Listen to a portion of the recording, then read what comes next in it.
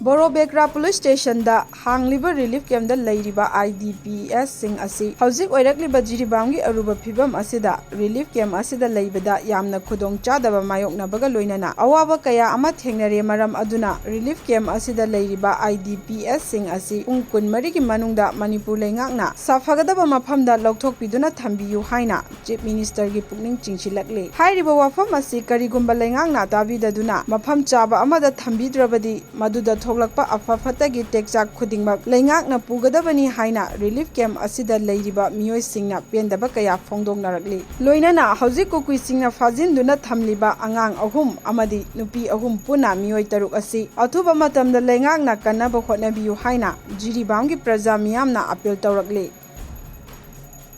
namtakhandiu angang pisagani chu yawgi bani ahum ne jagi masa ani sinang na poli Uy, matani so ay kinakala yari ay mai chinaw siyam takkan biu mayam na. Manipur Imana!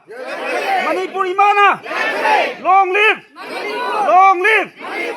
Honorable Chief Minister na Sumba Borobekra subdivision ji awaba taraba praja mayam ji yengbiraga makoi puji bungtang kanbiduna Sumlaba wakhan ji lainana naraba allabani mai ben sing bungtang kanbiu hana so ikai khumna jiriba Chief Minister gi babam da Pukning Chingsinjare koi puji bungtang kanbiu amasung topom khangna lelaba puji ga ji awaba ji de koi kasidi milu de gi pirang onjin naraga kapura tru pai litraba Sumlaba Borobekra